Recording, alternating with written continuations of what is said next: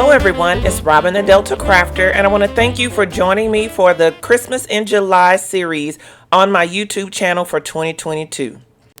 This is a series of videos posted on my YouTube channel that will hopefully provide you with some holiday inspiration. We are halfway through the year, and as crafters, we start to think about the holidays so that we can get our ideas together and start planning all the products and things that we'll need. So I'm planning to provide you hopefully with some inspiration to get your holiday crafting started. To make our edge-to-edge shaker card, we're going to be using the prismatic snowflake stamps from Simon Says Stamp, the Christmas holiday stamp and cut set from Hero Arts, but we're only going to be using the Happy Holidays dies from this set. We have a couple of different inks. We have Stargazer and Sapphire from Pinkfresh Studio. And then we'll also be doing some heat embossing, so that we'll be using some Versamark ink for that. I have a couple of pieces of Neenah Classic Crest Solar White in the 80-pound weight. That's what we'll be doing our project on. We'll also need a couple of pieces of packaging from some of our stamp sets. I always try to keep these on hand because they're perfect to use for making a edge-to-edge shaker card. For our shaker bits, we're going to be using some Happy Frost confetti collection from Belle Rose. It's a very, very pretty confetti collection. Sequin mix here. We're going to be using some white embossing powder for the embossing, and then we're going to be adding some chunky glitter to our shaker bits as well. So that's pretty much everything that we're going to use. Let's go ahead and get started. So the first thing that we're going to do is we're going to heat emboss our images, snowflake images, onto our background. So I've got a piece of Neenah Classic Crest Solar White 80-pound cardstock. I'm going to put a little bit of temporary adhesive on the back. And I'm going to place this in my MISTI where I can not jam up in the edge, or in the corner rather, but I want to place it so I can get some of the snowflakes to hang off the sides. So I'm going to bring in my Versamark embossing ink. I'm going to cover my images.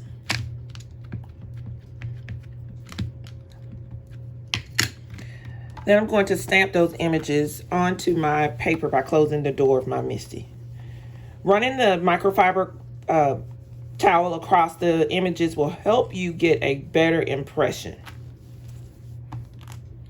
Another way to help get a better impression is to stamp twice, which is one of the things we love about the MISTI, is being able to stamp your images more than once in the same exact place. Or any stamp positioner for that matter. So now I'm going to bring in my white embossing powder.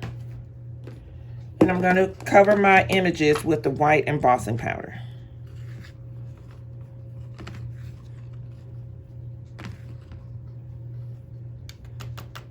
Tap off the excess. One of the things that I forgot to do, guys, and we all make mistakes in crafting, is I forgot to cover my image, or my panel rather, with my powder tool. So that would, covering my image, my panel with my powder tool would help ensure that I don't have embossing powder where I don't want it to be. So this is my Rabbit Hole Designs powder tool that I forgot to use. Mistakes in crafting, we all make them, right? So now it's time to bring in my heat tool to heat the embossing powder so it'll melt. I'll turn this over. Hold it like that.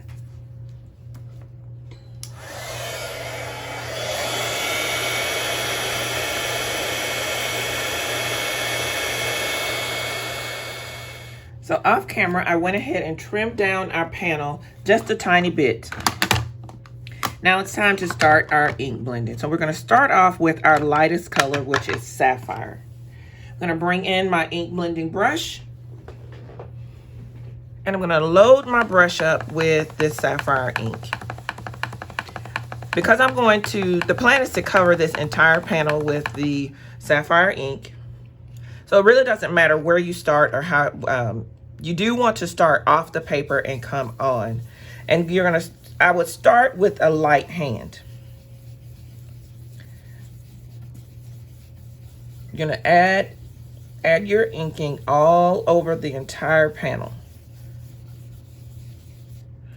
Starting with the light hand allows you to control how much ink goes down. So that, and it also allows you to have a little bit of depth and dimension, because some places will have a little bit more ink, other places will have a little bit less. So that'll give you a little bit of play with the light, and like I said, you know, give you some great depth and dimension.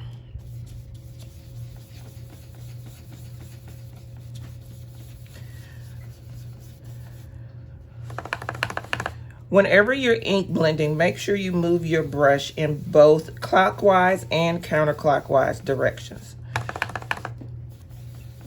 That helps ensure that your ink coverage is a little bit more even, and that your, when you, especially when you have like heat embossed images like we have here, that make sure that you get all around those images. Okay. So I'm happy with the coverage of the Sapphire ink. Now I'm going to move on to the Stargazer ink, and I just want to add the Stargazer ink to the edges of the card. Doing this by adding a darker color to the edges of the card is going to make the middle of the card like glow and bright and be extra bright and make it really pop, which is going to be a nice look for our shaker card. I'm going in a little bit heavier, and you can see it really start to darken up. These Pinkfresh Studio inks are dye inks. So if you don't have Pinkfresh Studios, you can use whatever inks that you have that will help you create this type of look. And can you see how that middle section is glowing now? All right. That's going to complete our panel. So now that the inking is done on our panel, we're going to bring in my microfiber towel, and we're going to just buff the ink off of the top of the heat embossed images. The heat embossed images resist the ink. So the inking that I was doing earlier, just the ink just sat on top of the heat embossed images. That makes it so easy for it to remove that ink with a towel, a paper towel, or like I was using a microfiber towel. So now we're ready to move on to assembling our shaker parts, or shaker pocket rather. So I'm gonna bring in this packaging. We're just going to trim off the part at the bottom that had the fold over adhesive. So that opens that up. So now I'm also going to kind of cut along each edge.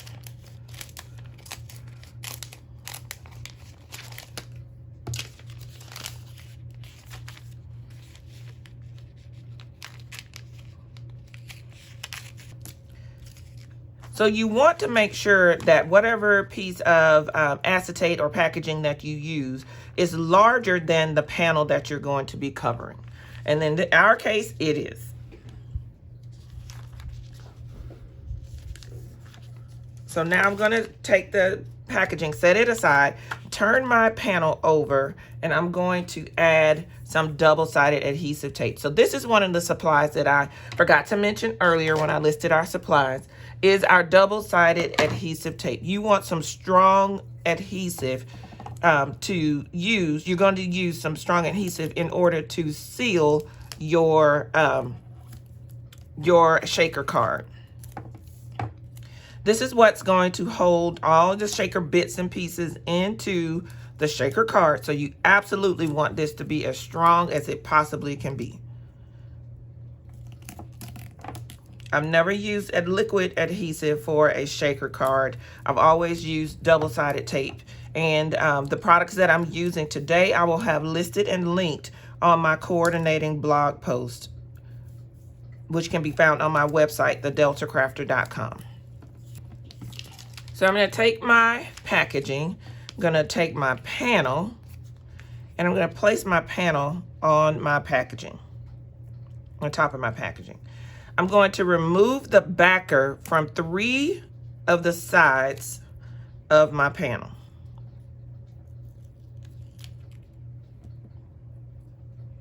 The outer edge sides. Here we go. And I'm going to fold my packaging over and press it into that adhesive. This is going to make our little pocket.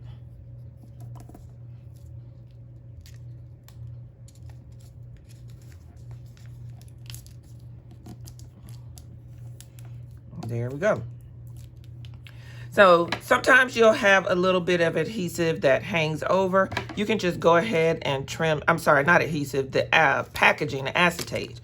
You can go ahead and trim that off. I'm also going to trim a little bit of this extra part off just to get it out of our way so that when I get ready to adhere this panel to my card base, there'll be plenty of adhesive exposed so that I could get good adhesion. Okay, so now what we've done is created a little pocket. So now it's time to bring in all of your shaker bits that you're going to use. So I've got my Happy Frost mix from Belle Rose.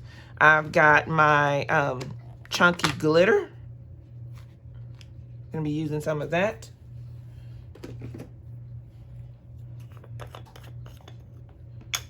So I'm gonna open up my little pocket here and sprinkle in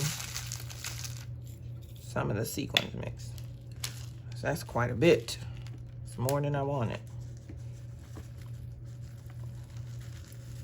Pour some of that back into, yeah, that's a good amount right there. Be mindful of how much you put in there because if you're going to meld this, it's gonna be a little bit of bulk that you're adding here. So just be mindful of that, that you don't add too much bulk. Let's see, yeah, that's plenty. Secure this lid on this or else this will fly everywhere. Let me know in the comments if you've ever had a craft disaster like that before where you knock over some glitter or some sequins mix or some confetti or something and it goes everywhere. So now I've gotten my pocket filled with everything that I want in it. So I'm going to remove this last backer right here at the top on my 4th edge. You might have to, get in there or get you some tweezers or something to get in there and get that backing to pull it off. There we go. We're gonna fold over the 4th edge on our shaker card, our edge-to-edge shaker. So again, I have a little bit that's hanging over. I'm gonna go in at an angle, trim that off, and do the same thing on this side. Shake, shake, shake. And now, our edge-to-edge shaker is filled. It's gonna be so pretty together. I love the blue and the aqua in this sequins mix, how they play well together. So off camera, I went ahead and inked up a panel and die cut the sentiment out of that panel so it matches the way we inked up the panel for this shaker. And then I also die cut the base. So I'm gonna go ahead and put some Barely Arts glue onto the sentiment so I can apply that to the shadow layer of the sentiment. I'm bringing in my tweezers to lay this down. There's that. And lay an acrylic block across that for a little bit of pressure while we work on the other parts. So let's go ahead and adhere our panel to our card base. This is a top folding card base made out of accent opaque 120-pound weight. And again, all of these products will be linked and listed on my coordinating blog post. So before I take the backer off of the middle part, I think I'm going to add just a little bit more adhesive around the edge here. Yeah, let's go ahead and do that. We want to make sure that this shaker stays stuck to the card base. Now it's time to peel up all this backing. We've got a good amount of this double-sided adhesive on this card base. So this should be, this thing is going nowhere once we get it on the card base. So bring in our card base, put that out of the way. It's very, very sticky. I'm gonna kind of eyeball where this is gonna go.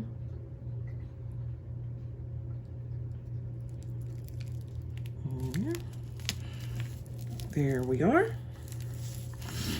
Press that all over. Make sure it's nice and secure to our card base.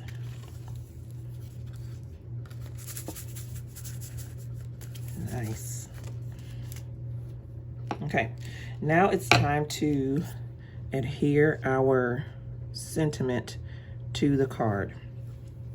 And I think I'm going to use some of that double-sided tape to secure our sentiment as well. Just because, again, this card is going to be shaking a lot, and I want to make sure everything is stuck and adhered to the card well, and that it doesn't come apart later on. Again, I'm going to use my tweezers.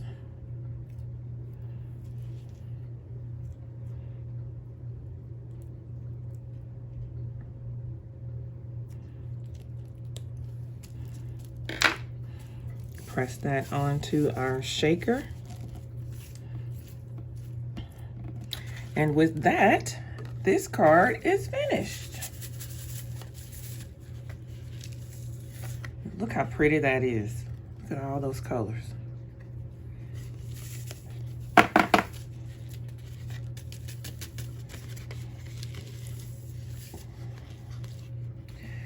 I love the way this card came together. Even if it's standing and a lot of the shaker bits are at the bottom, we still have some interest up at the top with the snowflakes that we heat embossed. I love it. I want to thank you guys for joining me for another video on my YouTube channel and for a video in this Christmas in July series on my YouTube channel. If you have enjoyed this video, please consider giving it a thumbs up, hitting the subscription button, and hitting the notification bell to be notified of when I post new videos. You can always find me on Instagram at The Delta Crafter and on Facebook at The Delta Crafter. And you can visit my website, thedeltacrafter.com, for more details on this card and so many other projects. Until next time, everybody, enjoy!